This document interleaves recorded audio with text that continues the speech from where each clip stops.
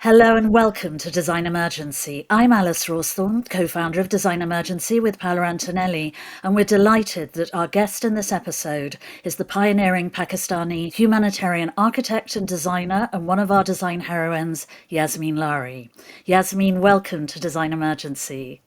Thank you, Alice. Thank you. Yasmeen was born in 1941 in what is now Pakistan. She studied architecture in the UK and then became Pakistan's first female professional architect after opening a practice in Karachi, which became one of the country's most successful architecture firms. In 1980, she co-founded the Heritage Foundation of Pakistan to conserve its increasingly fragile architectural heritage. And in 2000, Yasmeen left the practice to focus on that work. 5 years later, when the Kashmir earthquake killed over 86,000 people and displaced millions more, Yasmeen went to the region to help displaced people to repair or rebuild their homes using mud, stone, wood, and other debris.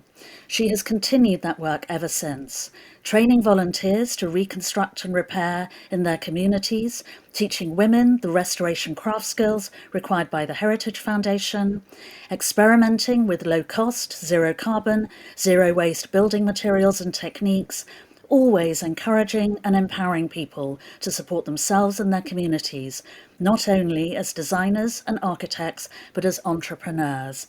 And her personal goal is to enable this participatory network to build 1 million urgently needed new households in Pakistan by 2024.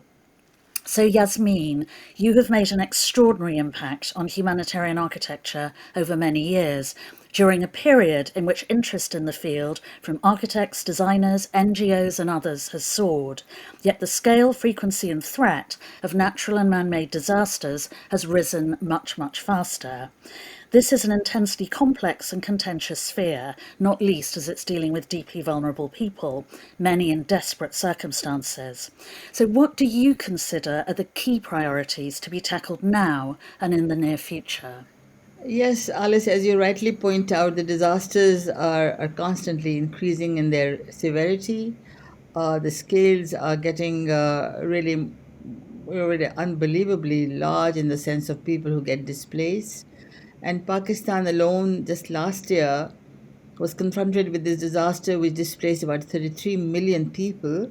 And that really means that something like 3 million households today are without shelter, without food, without really literally nothing.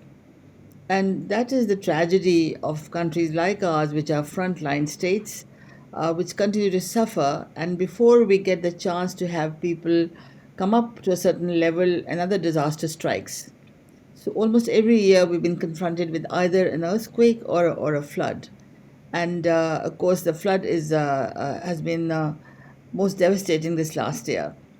So that's where our effort is to see what we can do to be able to help them to be able to help themselves. Because I think the charity model, and I call it the international colonial charity model, which believes in charity and handouts, does not really work. And we've seen that although so much funding has been brought into countries like mine, our poverty levels are still increasing. So it's time for us to now change the way that we actually help people in such circumstances. And so, based on your practical experience in the field and on the front line, what are the key challenges? What changes need to be made? Well, as I said, I think rather than looking for grants and for handouts, as I said, I think it's a good idea to try and teach people how to be able to, teach them the skills that will help them survive. And right now, when you look at countries like mine, where most of the basic needs have never been met, I mean, even shelter was never really of a kind that could survive these disasters. So first and foremost is to see how to teach people how to build safer structures, and also to see that in the process we don't use techniques which will damage the planet. I mean, that's the whole issue, really. When you build at such a vast scale, how do you devise methodologies that will make sure that it's a sustainable way of building? So, for instance, if a World Bank grant comes in with I don't know how many millions of dollars, They still insist on making high carbon structures such as brick, burnt brick, or concrete blocks or steel. And again, the carbon footprint will be much higher. There is no need for that.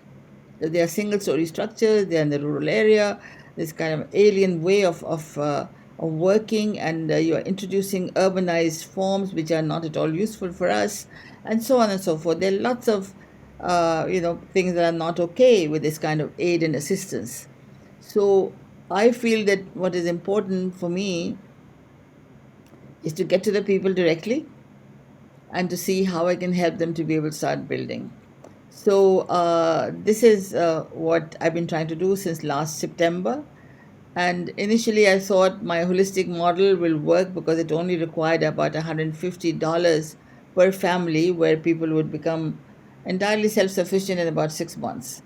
They would have the basic needs of a safe shelter, sharing toilets, sharing water supplies, sharing solar panels, and also the cook stove that is now very famous, the Pakistan chula, which is elevated, so it protects the actual cooking device, the stove, from any kind of flood.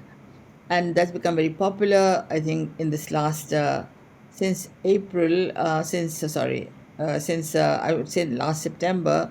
There's something like more than 120,000 stoves that have been built by people themselves, by housewives themselves. And before that, another 80,000 had been built. So it's something that people do themselves, and it's beneficial to everybody. It's got this World Habitat Award, which was, of course, very important in terms of understanding that this is a need of women, which are mostly neglected. So that's what we are trying to do. And my target, as you did say, is quite ambitious, but we have to find ways to get it done. And in terms of the number of households completed so far, what's the total? But there was the problem, because I started off with my holistic model, and I thought that there'll be enough funding because Pakistan was being promised a huge amount of money by donor agencies, by the UN system, by all the INGOs and NGOs that were around. But I found in April that, or in end of March, that we could build only about not even 5,000, shelters or units, one-room houses. And so I was obviously disturbed as to how will I reach my target of 1 million by 2024. So I've started this something called the zero donor model, where we are not relying on anybody from anywhere because everything is very slow.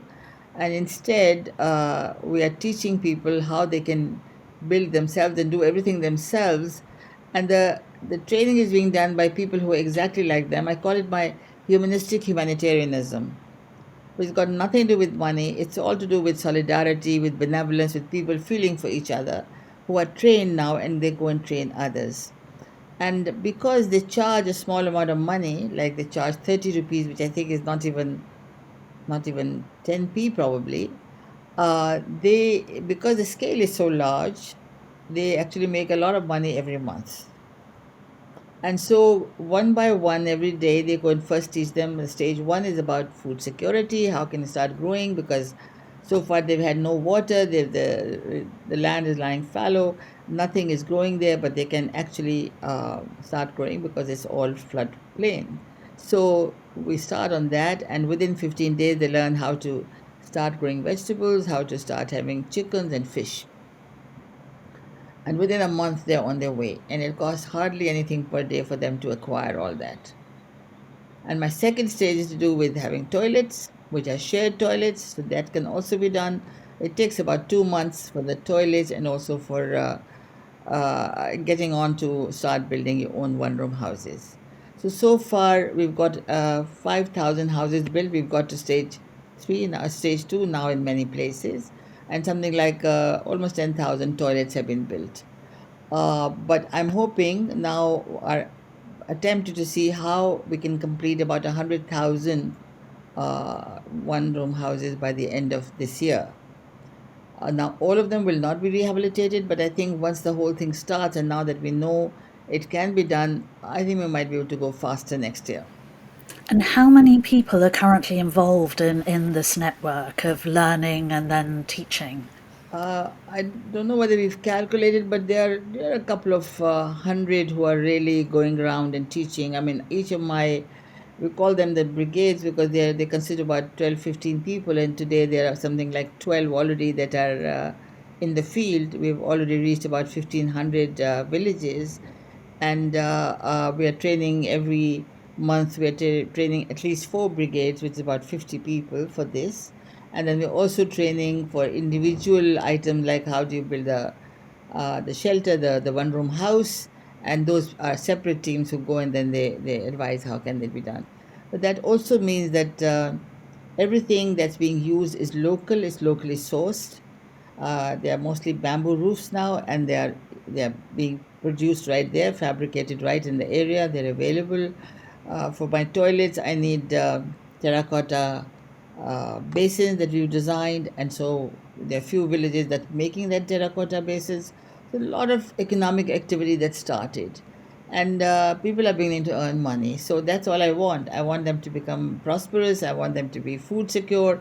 I want them to finally make their own houses, and then I think in the third stage they should be able to have more water supply arrangement, like they can have more hand pumps, for which they will pay themselves. And then hopefully later on, in about 6 months, I think we should be able to have solar panels as well. And then, of course, there's a whole thing about flood mitigation measures. I think that will also come. So it'll take a little time, but I think in a year's time, they should be starting to building their own schools as well. Because once they learn how to save and they learn how to build, it's all incremental. So whatever they need, they can do themselves. And everything is locally sourced, everything is available. And I'm very optimistic that we'll probably meet our target. Maybe there might be a shortfall, but by and large, I think we'll do it. So, Well, and so many people will have benefited hugely, regardless of whether you meet your target. And as I understand it, the network of women who are engaged in making and selling chulas, the stoves you talked about, that's run on similar grounds. That women who've been trained how to make them then train others for a small fee, and so on and so forth, giving them a cleaner, safer, more sustainable, and healthier form of cooking.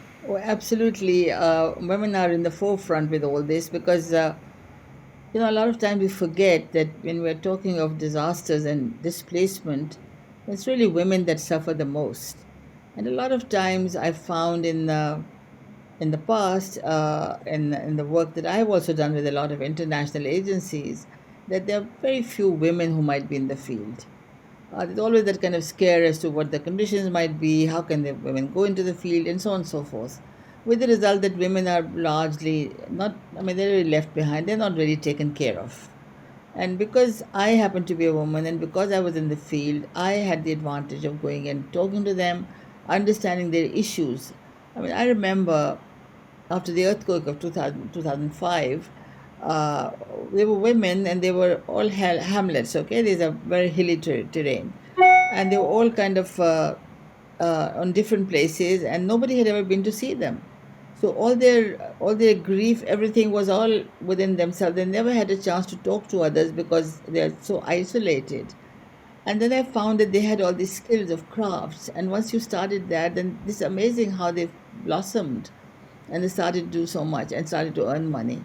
So I think it's very important for us to understand that women can do so much. They have the capacity.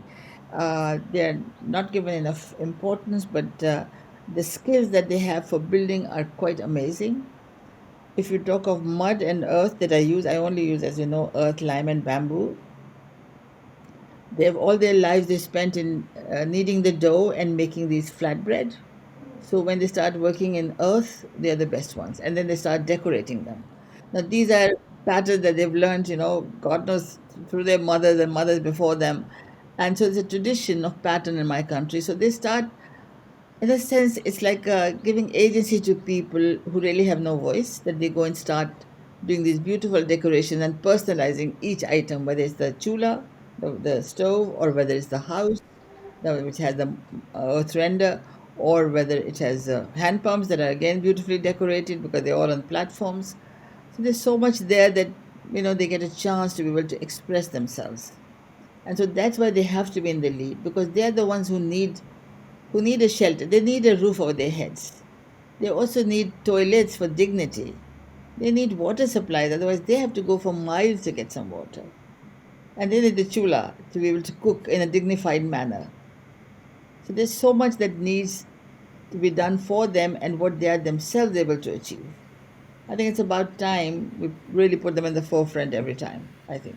Absolutely. And there's so much research that shows evidentially that the gender bias within disaster and emergency relief is hugely problematic for women and girls, particularly. So, why has this been ignored for so long? Why hasn't anyone taken action? I don't know, Alice. I think all of us have gone there with their own ideas as to what they need. And I mean, so many agencies have come and worked in these areas, but they all are, with their goodness of their heart, they want to, just give things which may not even be suitable for people because they want the best for them. And I think culturally nobody has bothered to see what people need, or what will resonate with their own traditions and so on. There's been not enough work done. And now we are now going to maybe face another flood or monsoons very soon, and the country is not ready. But we are trying now to see that wherever we have the holistic model, because those people are really well off now, they're earning quite well.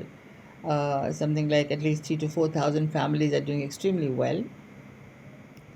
So what we try to do is to create a model of what can be done in places where people have come up to a certain level, and then that model is repeated because people learn how to take it forward. And because everybody that goes and teaches anything also earns some money, so it's a self-propelling model. We don't have to worry about where the money will come from. So now it's all about disaster preparedness. What will they do? Which are the vulnerable groups? How to mark them? How to make sure that they start having enough storage of food and grain and water? I mean, there's so many things that will happen once we start having rains, for instance. So even if though my houses will be safe, they will not collapse. Touch wood, they are fine, but there can be loss of other kinds. And so we really have to start be prepared. And I think next year will be much better off because we would have got a lot of various elements in place which will protect them. I mean, we're trying to already build these, the lookouts that you have in forests. So they need every village, every household really, or every cluster needs it where they can start storing their stuff, or they can, put their valuables up there. And so those are being done. We're making a lot of floating, a kind of vegetable floats for every cluster of a house where they can grow vegetables so that they have vegetables available at the time that, there's water everywhere. Because everything just disappears, as you can imagine. So even though I have raised farming in many places, but still we don't know what will happen. So there are lots of preparation we need to do to be prepared when the flood or rains happen. And we are trying to do some, but I don't think I'll succeed. I'm intrigued by the vegetable floats. What are they like? Well, because I work in bamboo, we can do everything very economically. And those are produced and then they are bought by people. Everybody contributes, and it's just again a no cost thing. Actually, we've taken the model from Bangladesh where they have these what they call the floating gardens. So that works quite well. We've already done here, and there are lots of innovation going on around the world, but isolated and separately. I think the whole purpose today should be for us to see where the best practice is happening. How can you modify and use them within each country itself? And I think we have to be much more conscious of what we do in terms of carbon footprint. Even in the humanitarian field, I don't think there's enough kind of consciousness about this, and governments certainly are not focusing on that. And we also know that 40%, even as it is, of construction industry is really responsible for 40% of all emissions. That's a huge percentage. And we need to reduce carbon footprint everywhere, not only in the disaster areas, but wherever we are building. I've got very simple solutions. I say, well, zero carbon, that means zero concrete and zero steel. I don't use any of those materials. Lime, I found to be a very good material because it's benign and also it's got lots of health advantages. Plus, it does emit a bit of carbon, but then it also absorbs carbon. And when I combine with bamboo, which sequesters so much carbon, it makes everything carbon negative. So if we can use similar materials, I don't think that maybe you don't have bamboo, but you certainly have lime. So why are we not converting at least to lime if any, nothing else? I know there's a lot of research going on. As you probably know, I spent the whole of last year. I was invited to be their visiting professor at Cambridge of sustainable design, and I saw there were lots of universities where I was able to visit and discuss. A lot of research is going on in UK universities alone. But I think the problem is they stay within universities. We need to see how do you bring it out into the mainstream. Unless you make everything mainstream, things will not happen that fast. But the good news is that there are so many people who are becoming aware of it among within our profession, within the architectural profession, and I think people are striving hard to see what can be done. There are undoubtedly many more people who are interested in and passionately engaged with this work in the architectural profession in the global north as well as the global south. But how can we ensure that they are as useful as they can possibly be and don't perpetuate the old post colonial practices that you've talked about? What needs to happen to prevent that?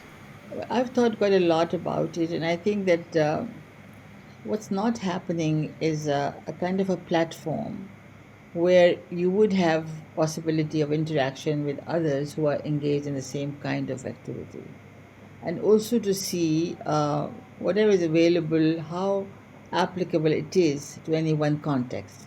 Now, my context is very different from yours, obviously, because my world is different. But within the UK also, I think there are a lot of experimentation that is being done, but could more be, I think more could be done to see how we could make things as carbon neutral as possible. I think there is movements like the, circularity. There's also, I mean, quite a lot is going on, like in terms of, eco-urbanism and how it can relate to traditional urbanism that I believe in. There's quite a lot of work being done in China about sponge cities where the water, there's no flooding. You absorb the water into the soil. Why are we fighting the water? So a lot of work is going on, but I think we need to do much more in terms of how do you grow certain kind of food? What do you do when you have water standing for 6 to 8 months? So I'm also designing like a floating village so that people can just, they live in that, and when the water goes down, it just goes down because it's not like South Asia where you have a where you have constantly a water level which is high. With us, the water recedes after some time, so then you can't only rely on water. You have to find other ways of doing it. So there are lots of issues like that. I think that we need to all be thinking about because everywhere, Alice, I really feel that people are not taking it seriously enough. But what Pakistan is going through, God forbid, we don't know when the next when disaster might happen. And I think everybody now must start be prepared to face that. And sometimes it is predictable. Countries that are on the fourth line. I mean, look what happened in Turkey. I mean, the major disaster was the way the buildings collapsed and the way that so many people died. 50,000 people died because of the use of concrete alone. So why are we doing all this? Why aren't we changing the way we design our buildings, but also the whole urban pattern has to change? Why are we going for these high-rise buildings when you can have a perfectly good, low-rise, medium-density model? I mean, you look at your own medieval towns. I look at my towns, my old towns, the walled cities. There's so much there that can lead us to the right direction. So I think it's about time we all started to think about these issues. And you talked about the need to find international models of intelligent and imaginative work that has been executed well and responsibly. And you mentioned the floating gardens in Bangladesh. Are there any other examples that you feel people can learn from? In terms of flood, you mean? Because we know that more than 50% of all disasters actually are water related. So either there are floods or rain, or there's also drought. So when you look at everything, there's just plenty that's going on, but I can't say that I can pinpoint particular examples, because everything that's being done, apart from a few, is rather high cost, high tech, or high carbon. I think the understanding that we need to now live with water is not quite there, if you see what I mean. I mean, we know that floods will come, but we're not preparing for them. Pakistan has had these immense floods since 2010, because we have these glaciers that are melting all the time. So we know we are in the path of melting glaciers. But we hardly do anything to protect ourselves, you know? And of course, I mean, some things you can do, some things must be done by the government at the macro level, but there's so much that can be done by communities themselves. But if communities are not empowered, if they don't know they can do it, they will never do it. So that's why I think any kind of aid and charity that comes from outside is not going to help anybody. Because they won't know, you won't build up their capacity to be able to do it. And also, when you give a handout, you really, in a sense, compromise their dignity. In a sense, their own, their self-respect is gone. And so it's very important to say, well, you have the capacity. These are the ways for you to do it. That's why I don't look for funding. I don't ask for anything from anybody, except if people are interested. Certainly, we are happy if knowledge is shared. We are happy if, I don't mind things being given in kind. Like I need a huge number of hand pumps, which will make it an easier life for my people. Or I need a lot of solar panels, but they should go directly. They should not go into one kind of black hole, or to intermediaries. With technology, there's a way to connect people.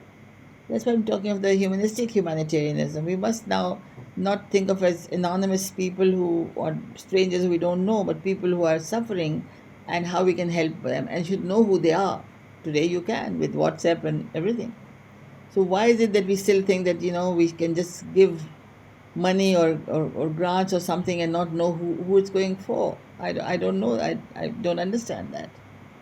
So I think we all of us must change, because there's a lot of money that is spent, but unless it's spent in the right way, it won't get there. You see what I mean? And you and others have been very critical of international aid agencies and this practice of disempowerment rather than empowerment by continuing to give handouts. But how can that huge industry, because it is an industry, be restructured to make it fit for purpose? Well, yeah, I think, you see, the problem is that everything is much influenced by the capitalist system, where everything is kind of measured in terms of money and funds. And I think that we really have to change the way we think about things. As I keep on saying, with COVID-19, you remember that finally it didn't matter whether you were living in a palace or you were living in a shanty, in a shack. There was no difference. COVID did not differentiate between who was who, right? And then we knew at that time that everybody must get the same kind of environment if we all want to survive. And that meant that you have to think of a more egalitarian society, that you make sure that the environment is better for everybody, not for just a few. And we forgot it very quickly, now that we're okay with vaccines and everything else. I think we should perhaps go back to those lessons. I think perhaps we should go back to, as I said, the humanistic values that were actually spelled out in the time of Renaissance: benevolence, empathy, solidarity, all these human values that make it worth living, which we have by and large forgotten, because we're always talking of more money. So I feel that if any help is to come for people who've been affected, they have the right to have it, not intermediaries and other people. Now, how you work out a system by which you now go directly to people, I don't know. I'm trying hard. I've done this whole of last year without taking any fund from anybody. And I've said, well, if you want to help, then please, these are the committees, my community members, mothers' committees, you must give it to them. And some people have done that. So gradually, maybe we'll bring about a change. Then everybody's fund, everybody's money that's like a donation, or they, I mean, it's all hard earned money that's given to charity or to these humanitarian projects. It'll be much, much more effective. Whatever you've saved with your hard kind of work will be used for a good purpose. So I feel that we all have to really now somehow, yeah, we need another model if we want to now deal with this issue. Because now, how much money will you raise, let's say, for my 3 million households that are today without any shelter? Where will the money come from? It just won't happen. And I've seen this every successive disaster. We've never been able to reach out to the people who were affected, maybe only a fraction of them. So now that we know that these disasters are imminent, we know that climate change is a fact of life, we know that we'll never be able to, or at least not in the near future, reach that 1.5 degrees centigrade. I think it's a bit of an elusive figure. So we'll continue having these disasters more and more. And then what happens? Where is the money in the world to be able to deal with, everywhere? I know that donor fatigue is already set in. Pakistan did not get the response that was expecting. But there's so many other things happening. I mean, soon after Turkey happened, Syria was affected. I mean, so I think we all should really think about the issue. And for young architects and designers who are really passionate about working in this field, what would your advice to them be? And there are plenty of degree courses they can study at university. Is formal education the correct route? If they want first-hand experience on the front line, how should they go about that? Or are there other ways in which they could more productively be engaging? I think it's a very good question because, I've been now giving these lectures, especially because of the lockdowns. I was able to talk to many universities all around the world actually because it just opened up everything. And of course, recently with the RIBA gold medal, also I got the opportunity because a lot of people reached out to me. So, and I was teaching at Cambridge and also talking to a lot of young people. So I've had a lot of interaction with them, and they're the ones who are the most conscious. I have to tell you, they're the ones who want to bring about a change. But what I feel is, and I've been now saying it to various institutions such as the RIBA and the CA and also the UIA, that we need to help these young people. So what I'm hearing is that there are so many young people who want now to practice in a different manner, to practice architecture in a different manner. They're very conscious that there's a lot of work to be done in communities. They're very conscious there's a lot of work to be done with displaced people everywhere. It's not only the climate migrants; it's also the conflict migrants everywhere who are equally disadvantaged. So the problem is everywhere in every country, literally, that we have to deal with. And these young people really want to do different things now. They are very much conscious of the climate change impact and all the rest of it. But there are very few practices that actually promote this kind of work. And I know that you mentioned there are courses, but there are very few courses in these kind of fields. There are some, yes, but not enough. And I think we need to be working on that. But I think more than that, I really would like very much that we should start opening these what I call architectural incubators in universities. I think it could be a three-way partnership where you would get, let's say, the RIBA would direct some of the corporate sector or building industry to start supporting the university, who can then provide the space, mentor these young people, and you do some sort of a supportive, whatever hand holding, if you like, for 2 years for practices or architects who want to go into this field.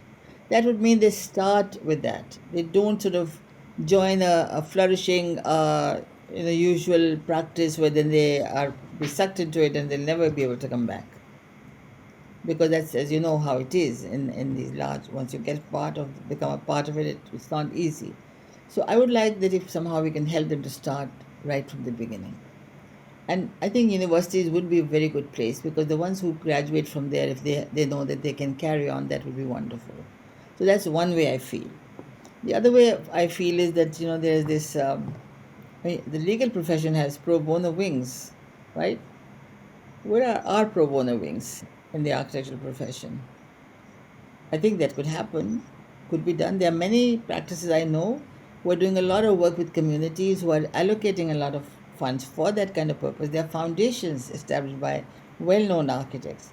But I think we have to go a step further, which means that we have to see who can actually establish pro bono wings, which allows young people to be able to work on those particular aspects of community work, or cultural aspects, or environmental aspects, and then, they're supported. And once they're starting off in that way, then I think they'll carry on. These are my two, if you like, my two wishes that I'm trying to promote everywhere, and saying, please, let's do that, because I owe it to the young people. Because finally, I'm just very greatly honored with the gold medal that RIBA considered. And I was really worried, because I thought, how could anybody accept that in the profession? Because I'm only working for the poor. But ever since then, the really kind of an outpouring of empathy that I've received, and goodwill from people and young people who feel that, yes, this is something they would also like to do. So I think my job is, with this, that I should promote as much as possible opportunities for young people where they are able to get involved, but they must be given a lot of support. We need aid agencies to see that they put professionals in the forefront of humanitarian work. You'd be surprised how badly all these projects are prepared, how poorly. Because I think they think it's because for the poor, so it doesn't matter what you give them. But that's not fair. We need really good designers to be able to use whatever limited resources there are, to make the best use out of them. Today, if I can do this, my zero donor model, it's because my structures are very inexpensive, because I'm using all the material from the debris and the waste that's around. And I'm using materials that are just there all around. We don't have to get them from anywhere else, And so, but you need good designers to be working on this. Otherwise, how will you learn how will it be done? So there's plenty to be done. And every country, I think, needs good designers to be in the forefront of all this. Not as a one-off thing, because that doesn't work really. It's very good to do that. But I think you need a consistent kind of, practices, mainstream practices that will deal with this. As your fellow humanitarian architect Michael Murphy said, great design is a human right. And of course, people in precarious and precarious circumstances need it much, much more than the rest of us. Now, Yasmeen, as a final question, a couple of years ago, you were interviewed by Ollie Wainwright in The Guardian, and you said that you felt that you needed to atone for your past as a stockitect in the commercial phase at the beginning of your career. Do you feel you've atoned now? I don't know, really, Alice. Unless I reach my target of at least the 1 billion, I'm not sure whether I've done enough. I have to get there. Well, you do have to get there, but you've done so much, Yasmeen, and are clearly intent on doing so much more. Thank you so much for your time. We're so delighted that you agreed to be interviewed for Design Emergency, and it's wonderful to hear about your current work and your plans for the future. So thank you very much. And thank you to everyone for listening. You can find images of the projects that Yasmeen has described on our Instagram feed at design.emergency. And we look forward to welcoming you back to Design Emergency soon, when we'll be talking to another global design leader who, like Yasmeen, is forging positive change where it's most needed. Goodbye, and goodbye to you, Yasmeen. Goodbye. Thank you so much, everybody. Thank you. Thank you for listening.